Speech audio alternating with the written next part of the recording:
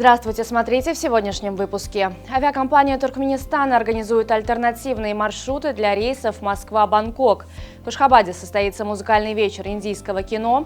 Узбекистан повысил сборы за въезд грузовиков из Туркменистана и другие новости. Патриарх Московский и всея Руси Кирилл в новогоднем поздравлении пожелал президенту Туркменистана успехов в трудах. Глава РЦП отметил, что прошедший год был отмечен многими событиями и достижениями человечества в различных сферах. «Желаю вам доброго здравия, помощи всемилостливого Творца и успехов в трудах», написал глава РЦП. В связи с отменой рейса на участке Москва-Ашхабад авиакомпания Туркменистана организует альтернативные маршруты через Стамбул для пассажиров транзитных рейсов Москва-Бангкок, запланированных на 3 и 4 января. Ашхабадцы и гости столицы приглашаются на музыкальный вечер индийского кино, который состоится 9 января во дворце Мукамов. Вечер организован посольством Индии совместно с Министерством культуры Туркменистана. В программе концерта музыка из легендарных индийских фильмов в исполнении Государственного симфонического оркестра Туркменистана под управлением Расула Клычева. Согласно закону о государственном бюджете Узбекистана на 2025 год, правительство пересмотрело ставки сборов за въезд иностранного грузового автотранспорта на территорию республики. Для грузовых автомобилей, зарегистрированных в Туркменистане, установлены новые тарифы в зависимости от грузоподъемности. До 10 тонн $130, от 10 до 20 тонн $180, свыше 20 тонн $250. В Китае успешно завершено строительство тоннеля Цяншань-Шэньли, который стал самым длинным скоростным тоннелем в мире протяженностью 22 километра. Проект реализован в северо-западной части страны, в регионе Синьцзян, известном своими сложными климатическими условиями. Строительство тоннеля заняло более 7 лет.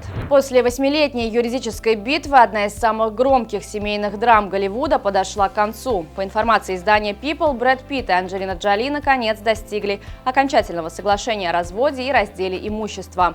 История расставания знаменитой пары началась в сентябре 2016 года, когда Джоли подала заявление на развод, сославшись на непримиримые разногласия. За плечами у пары было 12 лет совместной жизни, включая 2 года официального брака. Процесс урегулирования затянулся на долгие годы из-за сложных переговоров по вопросам опеки над 6 детьми и раздела совместно нажитого имущества. Вратарь Баварии Мануэль Нойер возобновил тренировки с командой после перелома ребра. Нойер не выходил на поле с 3 декабря, когда в матче Кубка Германии против Байера получил первое в своей карьере удаление.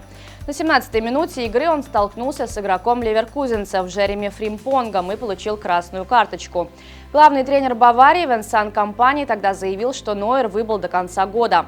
Ближайший матч в Бундеслиге Бавария проведет 11 января в гостях против Боруссии из Менхенгладбаха, а 6 января сыграет товарищескую встречу с австрийским Зальцбургом. Миланский Интер одержал победу над Аталантой в полуфинальном матче Суперкубка Италии по футболу, который проходит в Саудовской Аравии.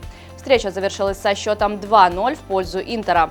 Оба гола забил Дензель Дюмфрис на 49-й и 61-й минутах. В финале турнира Интер встретится с победителем матча между Ювентусом и Миланом, который пройдет 3 января. Футбольный клуб «Аркадак» из Туркменистана проведет тренировочный сбор в Турции в январе. Одним из соперников команды Владимира Байрамова станет Кайсар.